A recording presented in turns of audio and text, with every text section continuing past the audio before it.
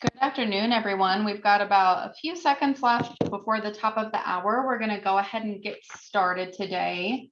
Welcome to the Scope at Lunch, a special edition of the Scope podcast.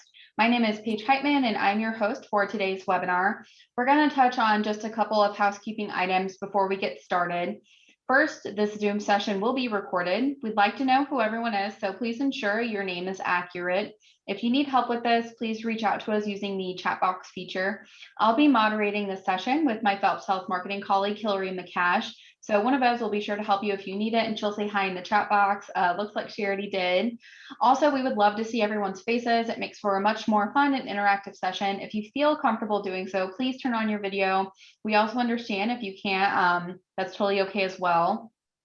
Please note that each of you are currently muted. If you have a question that pertains to the topic being discussed, please add the question to the chat box and we'll try to get that question answered. You can also add comments in the chat box. One thing to note about the chat box is that you can send questions and comments to the whole group or just one person. We would encourage you to send your questions or questions and comments to the whole group so that everybody can participate in the discussion. However, you are welcome to send a private question or a comment if you feel more comfortable doing that. We also want to encourage everyone to utilize the reactions that Zoom offers during this discussion today. You can use a hand clap, thumbs up, thumbs down, etc., to let us know if you like, love, agree, disagree with whatever we're discussing. Reactions can be found in two different places, either on the top or bottom of your screen, and one you'll see when you display the participant list. We will be conducting a couple of polls throughout this Zoom meeting, so you'll get a chance to interact then if you choose. And of course, remember the chat feature. Everybody today is really lucky. We're only going to be doing one polling question. Some of you may be using a mobile device, while others of you are using a laptop or a computer. If you find that your features aren't the same, we ask that you just participate with us however you can. We understand that sometimes technology doesn't work. If you have issues with your sound, the Zoom meeting or other features, please use the chat box and one of our moderators will be happy to assist. So with that being said, our guest today is Dr. Arslan Shaukat, a cardiologist with the Phelps Health Medical Group. Dr. Shaukat, welcome to our show today. We're really excited to have you. Hi, yes, thank you for having me. And are you able to see me okay? For some reason, I can't see my own video. Yeah, I can see you. You look great. So before we get started with our polling question, go ahead and just tell us a little bit about yourself, what you do at Phelps Health. Yeah, so I'm one of the cardiologists here at Phelps Health, and I've been here for a little over 3 years. And I do a mix of what we call, general cardiology and interventional cardiology. So I see patients in the clinic and in the hospital, and then I also do a certain types of procedures in our cardiac cath lab, and yeah, so that's sort of what it is. And then before this, I did my training mostly in the Midwest. I did my cardiology fellowship in Kansas City. Then I did a year of training in Minneapolis, and then I came down here. Very cool. Awesome. I know we're very lucky to have you. So moving right along, we're going to jump off and just start off with a polling question. Like I said, this will be the only polling question that we do for today. So everybody take advantage of this. These polling questions are completely anonymous. So the question that we have for today is, have you or a loved one ever experienced heart failure? And again, these are completely anonymous. We'll give everybody about 10 more seconds to answer.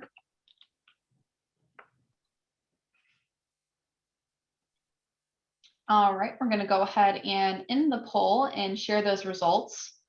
So this is kind of interesting. We actually have had more people that have never had a loved one who has experienced heart failure. So Dr. Shaukat, today I think we're going to be doing a lot of education, which is really exciting. So, yeah, it is definitely. So let's just dive right in. So question one, what is heart failure? Yeah, so that's always a great question, and because I think that there's quite a bit of misconception sort of around that, the definition of it, especially among the general population. So what I would say is that heart failure is a condition in which the heart does not pump blood to the rest of the body in the way that it should, or let's say that it doesn't pump the blood forward at normal pressures. So the term is a little bit misleading because the heart does not actually stop beating, or it does not completely fail, but it is just not quite doing the job that it's supposed to do in a normal fashion. I think that's probably the best way to describe it. And again, there's a couple of different types of it, of heart failure. And usually what people associate with is the fact that the heart gets weak, and that is true.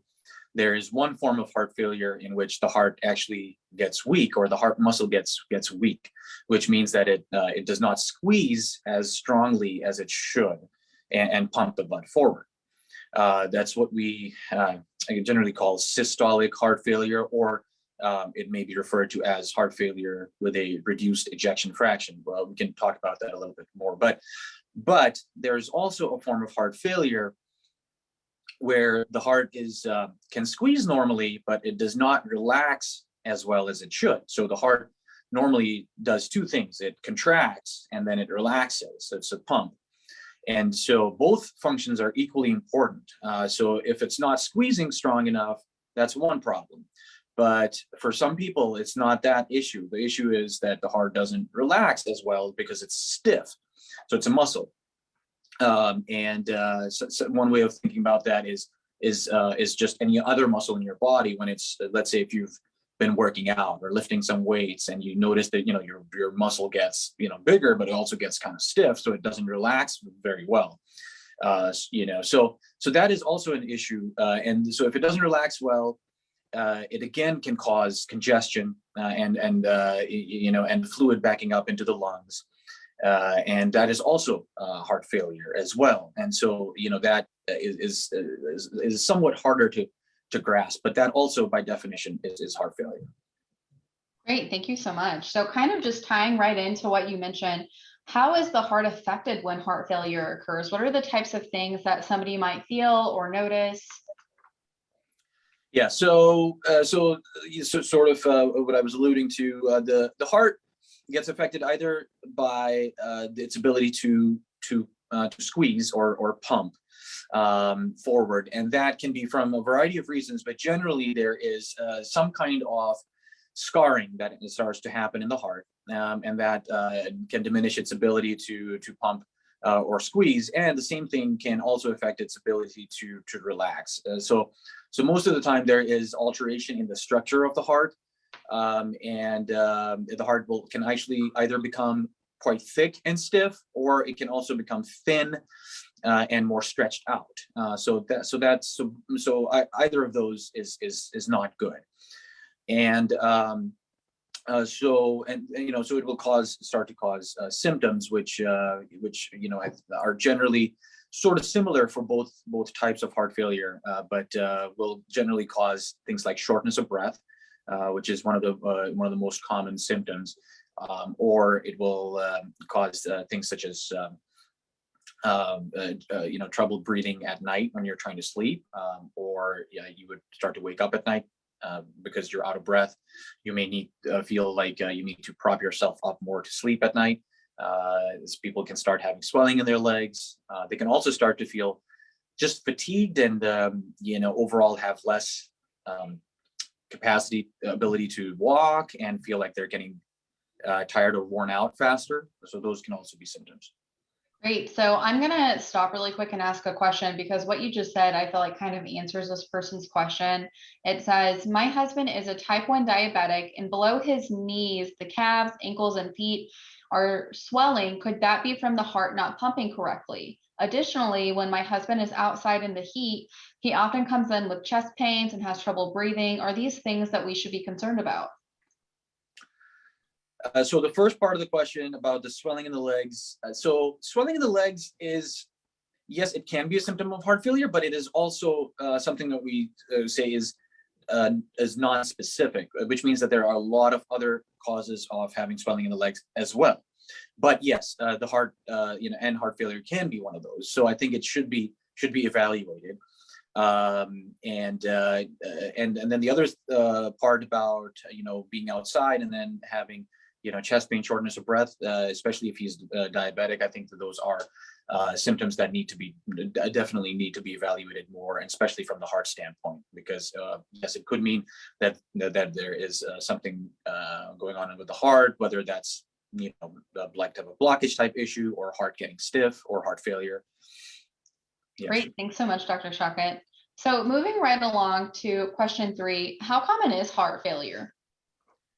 Yeah, so heart failure just is, so the estimates are not are a little bit difficult to get, and because of the definitions of heart failure that are used in different studies. But overall, if you look at some numbers, there's an estimated about 6 to 7 million people in the U.S. currently who have heart failure by the clinical type of definition. And the more important thing is that the prevalence and the incidence, which means that how many people have it and how many people will get it, increases pretty dramatically with age. So if you compare a 40-year-old person to a 70-year-old person, there's a much higher prevalence in someone who is 70 years old or older. So, and there's overall a lifetime risk of 1 in 5. So 1 in 5 people will develop it during their lifetime. And then, if you look at some numbers among men, if they're 50 to 59, there's about, 8 out of 1,000 people will have it. But if you're 80 years old, it's up to about 66 out of 1,000 people.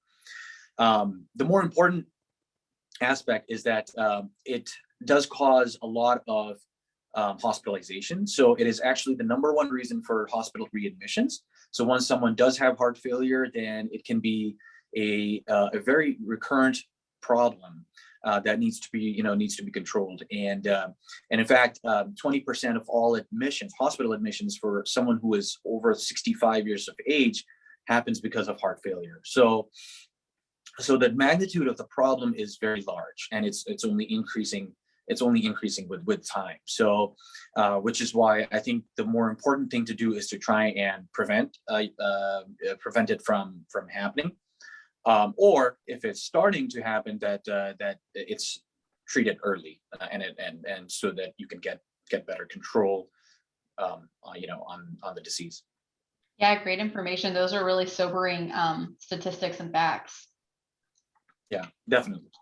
So question number 4, what are the stages of heart failure? Yeah, so there's different stages that we sort of look at.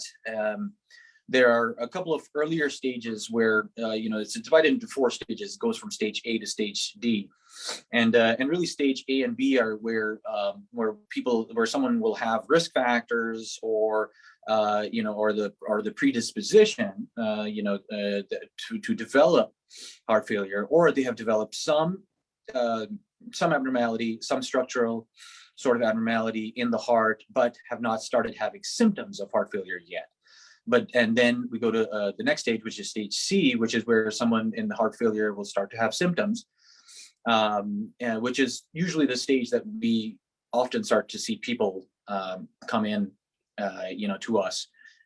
And then, the last stage is stage D, which is really advanced heart failure, where we unfortunately have to look at, more advanced options, such as a heart pump and, heart transplant and things like that.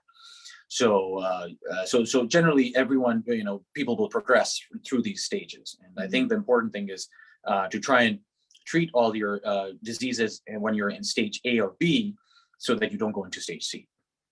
Great information. So trucking right along, question number 5, what are the most common types of heart failure? Let's get into what those look like. Yeah, so as I was mentioning a little bit earlier, the types that we divide them into are generally whether it is a problem with the squeezing or the pumping of the heart, or whether it's more of a problem with the relaxing of the heart. So one is called what we call heart failure with a preserved ejection fraction, which is basically means preserved ejection fraction is that the ability to squeeze is still preserved, but you have heart failure. So it's based on an echocardiogram, that number. So that's one. And the other one is called heart failure with reduced ejection fraction, where that squeezing function, or that pumping function, which is defined by this number, which is called an ejection fraction, is less than less than 40%. And so that would be called heart failure with reduced ejection fraction. And roughly about 65% of cases are those with reduced ejection fraction, and about 35% are those with preserved ejection fraction, which means that this the problem with the relaxation of the heart. Great. Moving right along to question number 6. Now that we kind of know the common types of heart failure, let's talk about what the risk factors for heart failure are.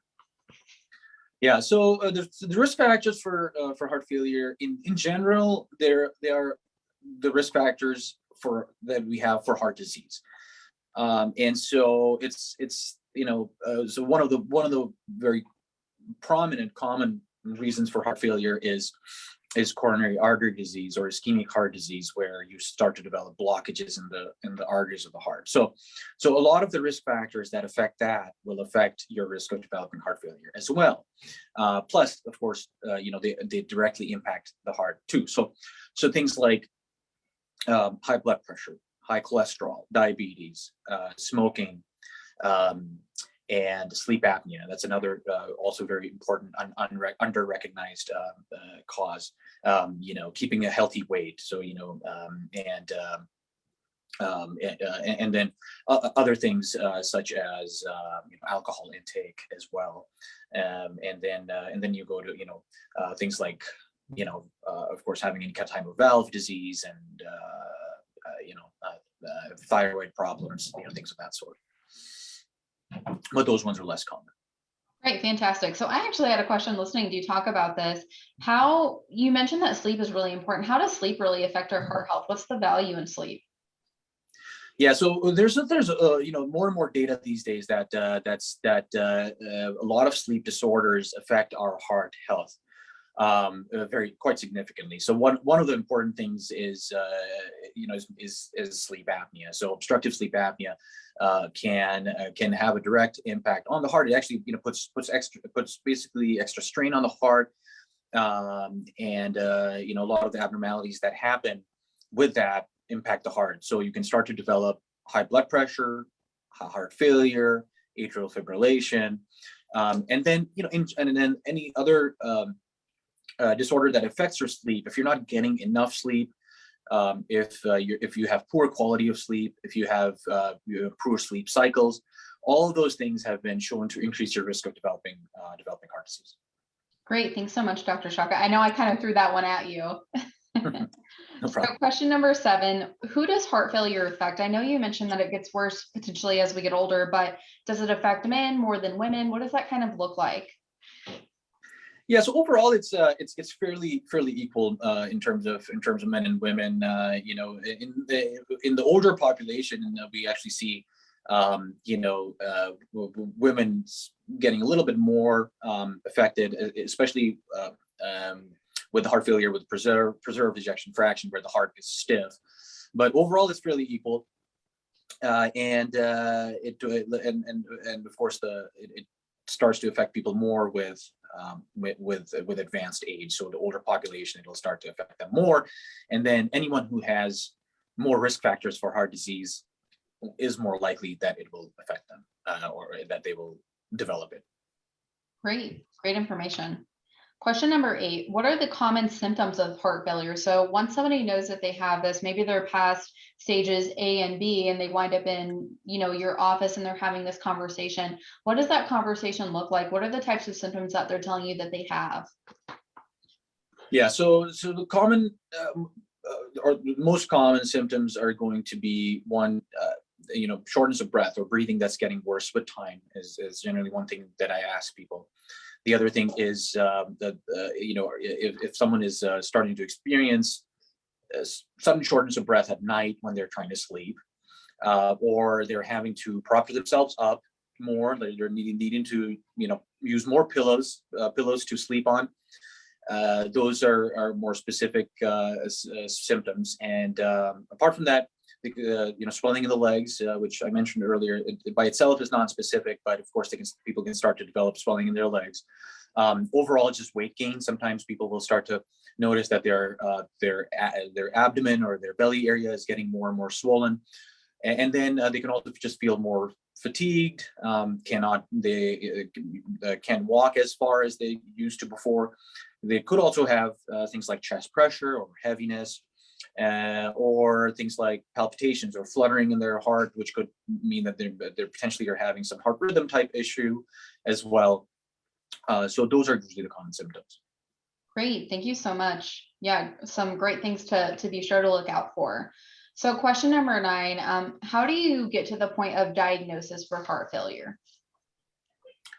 Yeah, so the diagnosis, in general, it is what we call a clinical diagnosis, which means that if you see a healthcare provider, and it can be a primary care physician or what have you, it is generally a clinical diagnosis. So it's made based on what your history is and what your physical exam looks like. So that's how the initial diagnosis is made.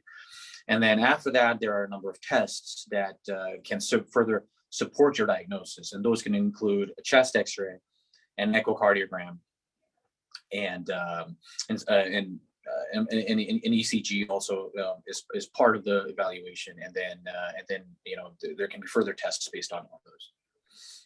Great. Okay, so I'm glad that you talked about that, because that's question number 10 is, what are the tests to help diagnose those different heart problems, right? So you mentioned a couple of things, but let's dive in a little bit deeper to what those tests look like specifically, what people can expect. Yeah, so one fairly simple test is it can be a chest X-ray, which is just an X-ray that you get of the chest to see if there is any evidence of fluid there. There can be some blood tests that can help support your diagnosis, and then an echocardiogram is something that we always do, which is essentially just an ultrasound of the heart. It's like a sonogram. There's a probe, there's cold gel on it, and you essentially scan the heart from the outside with it, and that gives you a lot of information about the heart structure, function, how the valves are working, and all those things. So that's generally kind of the sort of one essential test that you'll have.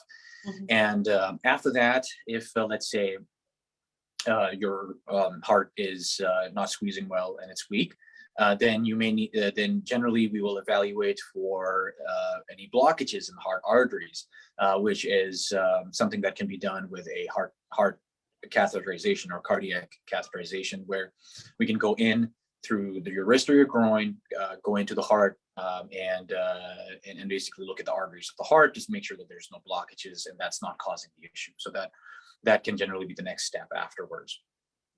Great, thanks so much. So question number 11, what are the possible outcomes for a patient with heart failure? So once they've gone through this testing period and they decide whatever their next steps are, what can they expect for, quality of life? Yeah, so I think it's once someone does have it, it's generally a long-term problem. If the issue is with the squeezing function of the heart, then we will get them on medications to try and strengthen the heart muscle, and then these medicines need to be continued lifelong, because if you stop them, then the heart function can get worse again. So obviously the best possible outcome is that the heart function gets better, and then it can stay that way, which can happen as well, especially with the medicines these days that we have. The other possible outcome is that the heart function can stay where it is, and it may not get better or worse. Or sometimes, that's more rare, that the heart function continues to get worse for some reason, but that's in a minority of cases. And then really the quality of life, people can, of course, feel, symptomatically feel much better once they're on medical therapy. And usually that's one of the primary goals, is to help people feel better, and they really can, especially if they stay on their good medicines and bring their risk factors under control, make some lifestyle changes. Then really they can they can get to a point where they can function well and do what they need to do. They can really start to feel a whole lot better to the way that they used to feel before. And we just, like I said, try to we can use some medicines to keep the fluid off the body, and so that they don't get congested and get short of breath. And with that, they can expect a pretty good quality of life. And one of our main goals is to prevent people from needing to go to the hospital. So a lot of people, especially if they start to get treated at an earlier stage, can expect a pretty good outcome, and a lot of people can live for a long time even with it. As well. So it just depends. And then, but of course, if there's are a lot of other issues and things that are affecting the heart and whatnot, then of course the outcomes may not be as good. But in that case, sometimes, like, again, in the minority of cases, we need to end up discussing some more advanced options. Yeah, I think that's really great information, because I was thinking back to those stats that you shared and kind of how sobering those were. But I feel like this is kind of the silver lining, that if you get ahead of this, there are measures that you can put into place to really improve your quality of life. So thanks so much. That's awesome. Okay, so kind of next to this next question, how is heart failure treated? So you mentioned medications. Are there other alternative treatments outside medication? Yeah, so outside of approved medications, there's really not much in terms of alternative medicines or those sorts of things that have been rigorously studied. So I generally do not recommend those because, again, like I said, there's not extensive research that goes into them, and we don't know about their potential side effects and how they could impact their heart health. And so the mainstay, at least from the medical standpoint, is the approved medications that we have for heart failure. And along with that, I think it's of course lifestyle changes that play a huge role as well. And so controlling all your other risk factors, such as blood pressure, cholesterol, diabetes, sleep apnea, getting exercise, weight loss if you need that, and can really dramatically improve improve your heart failure and in general how you feel. Yeah, absolutely. Question number 13, what are some of those common heart medications that you kind of alluded to that might be prescribed to a patient with heart failure? And in addition to that, are there any over-the-counter medications that patients can take? Yeah, so some of the mainstays of therapy for us are initially a medication that is called a beta blocker, which is something that helps slow the heart a bit as well, but mainly it is for helping restructure and strengthen the heart.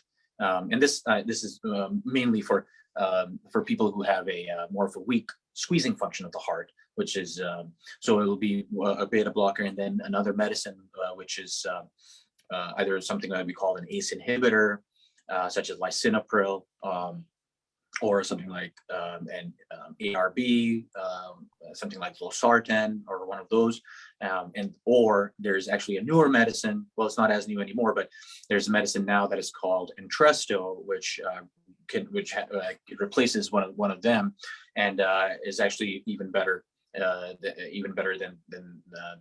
an ACE and an ARB. So it will be two of those medicines usually to start with, and then we will add some more medicines. One of them is called spironolactone, which is usually the third medicine that we start.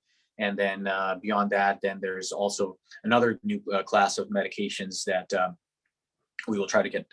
We can try to get people on, which is called dapagliflozin or empagliflozin, which were medicines that were previously generally used for diabetes, but have now been approved for heart failure as well. So it'll usually be a gradual addition of these medicines. So we will generally start with one or two, and then try to increase their doses of those medicines, and then add one or two more medicines to it, to as much as someone can take.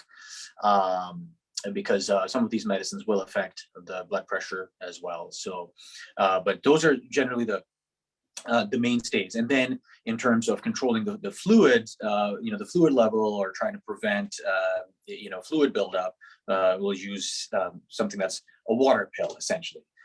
So it's something like Lasix, which basically will help keep the fluid off. So, and for people who have a preserved ejection fraction, which means that there's more of a relaxation issue for them, the main thing is to try and keep the fluid off, prevent congestion. So something like a water pill, and then other medicines that will treat their blood pressure, cholesterol, diabetes. Those things are important. In that type of heart failure, unfortunately, there's not any medicine that has so far shown to improve long-term survival. But for the reduced ejection fraction, where it's a squeezing function issue, the medicines that I was referring to, they have been shown to significantly improve your chances of survival, living longer, and also not having issues with ending up in the hospital, and overall better quality of life. Yeah, that's amazing. Really great information. We're going to skip over question 14 because you already kind of answered the question about alternative medications. So question number 15, and you kind of talked about this, so let's just hit back on that. Can patients live with heart failure? So can somebody have heart failure and just never go to their PCP or to their cardiologist? The answer is yes. Anyone with heart failure can certainly live with it. It is a long-term chronic problem, just similar to high blood pressure or diabetes, but you can certainly optimize it and treat it well, and have a good quality of life and live with it. But I think that you definitely do need to see a specialist and have it treated appropriately. Otherwise, it can continue to get worse, and then it can cause problems, including ending up in the hospital and so on and so forth. But otherwise, I think if you have regular follow-up, you're seeing your physicians, and being on good medicines that you should be on, then yes. Great, awesome. So question number 16, when should somebody call their doctor for their heart? Yeah, so I think that if there are any concerning symptoms, which can be things like chest pain or pressure, heaviness, or if you're starting to notice more shortness of breath, you're getting out of breath easily with walking, or if you feel like you cannot walk as far as you could a few months ago, sometimes it can be a gradual problem as well, gradually worsening problem. But these, if you're noticing these, if you're feeling palpitations, or feeling like your heart's racing without any good reason, or if you're starting to have sudden dizziness, or if you've passed out or anything like that, or if you're starting to notice new swelling on the legs that's coming on as well, those are all the reasons that you should reach out to your physician. Yeah, great information. So question number 17, and this is kind of a long-winded question. What's on the horizon for heart failure treatments? Are there clinical trials that people should consider as part of their treatment plan? Yeah, so there are a number of exciting treatments that have been recently coming out. Some of them are now gradually approved, or should I say, some of the medicines are in that class are approved. Like one of them I was mentioning recently are medicines that we call SGLT2 inhibitors, but basically these were medicines that were previously used mainly for diabetes, but have now been approved for people with heart failure, and so more and more medicines in that class will be approved in the near future, and that's very exciting because those medicines are also have been shown to be very quite effective in heart failure in terms of your overall survival and risk of hospitalization. And then there are well, there's one other medicine as well, which was previously used for a different reason that has now recently been approved as an addition as well. And there are clinical trials that are in some other classes of medicines that are ongoing. I don't necessarily, think that there's need to enroll in those studies, but because there are already some very, very good medication classes that are there that can be used. And really, if people are able to get on all of those multiple medicines, that it can dramatically improve things. So, in terms of advanced heart failure, there are some also some ongoing trials and whatnot for advanced therapies that are always ongoing. Yeah, that's really exciting. That's great to hear. So this is one of my favorite questions to ask, and everybody that's listening to this, you'll notice I don't say diet in this question. I say lifestyle changes. So Dr. Shaukat, what lifestyle changes should someone with heart failure make to ensure both quality and longevity of life? Yeah, so lifestyle changes, I think the really important things are to stay as active as possible. That's always very important. I think that really that should be kind of based around that. In terms of other things, of course, I think a heart healthy diet again is really important. So what I usually recommend is something that's more plant-based and a lot more in terms of vegetables and some healthy fruits and grains, and as little as possible of processed food and meat intake and fried foods and those sort of things, and with that, trying to maintain a healthy weight, and then other things, again, if you have high blood pressure, diabetes, just really trying to keep those under good control as well. Salt is in moderation is okay. There's otherwise, I think there's a lot of push for people to eat less salt, but I think that some people are more salt sensitive than others, and it doesn't impact everyone equally. So I generally say that if you can avoid adding a lot of extra salt, then I think that's still reasonable. But if someone has a lot of issues with high blood pressure and they're quite sensitive to the salt, then of course cutting that down as much as possible. Alcohol intake as well, I think that should be kept to a minimum. There are more studies now that tell us that even any amount of alcohol intake can be detrimental to the heart. So previously we would say moderate amount of alcohol intake is okay, but I think that keeping it to a minimum, and of course quitting or not smoking, that's extremely important. So I think those are kind of the overall lifestyle changes.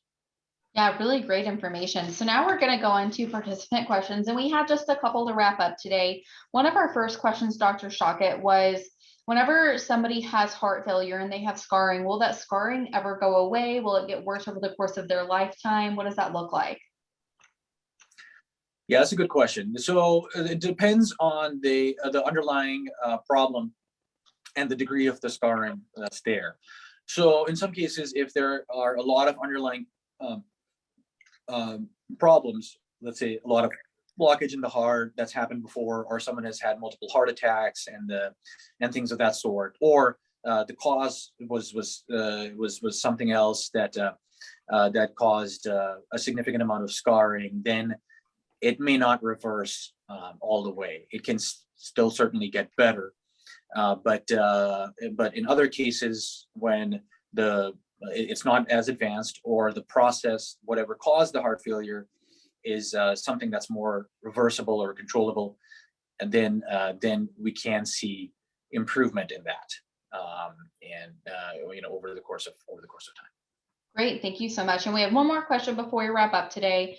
What effect has the new Delta variant of COVID had on people's overall heart health? And I know that's kind of a tricky question. I think that's a great question in the current scenario. So overall, I can say that COVID in general has led to more heart issues. We have seen direct effect of the viral infection on the heart and actually causing heart failure. So one of the causes of heart failure and the heart getting weak is any type of viral infection, which we previously saw with other types of viruses. And it is something we call viral myocarditis. And so with COVID, we have seen something similar.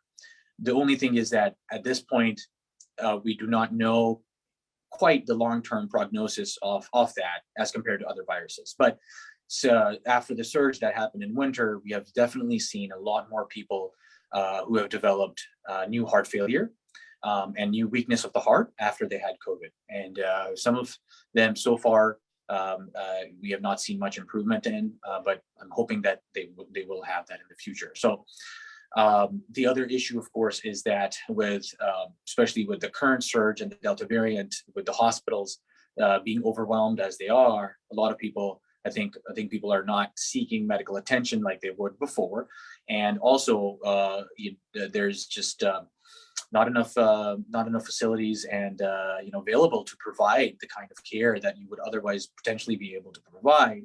And so I fear that there could potentially be more long-term heart effects that we may see in people in the next few months or even years. So it is certainly affecting heart health, and I think that unfortunately, people who do have a pretty severe or infection that they end up in the hospital, a number of them will unfortunately will also have heart failure and heart issues too. Yeah, thank you so much for tackling that question. We did have another question come in while you were answering that one, and we have time for it. So my husband's father and grandfather died from heart disease. Is heart disease hereditary? Yes, in some ways it is, and it's not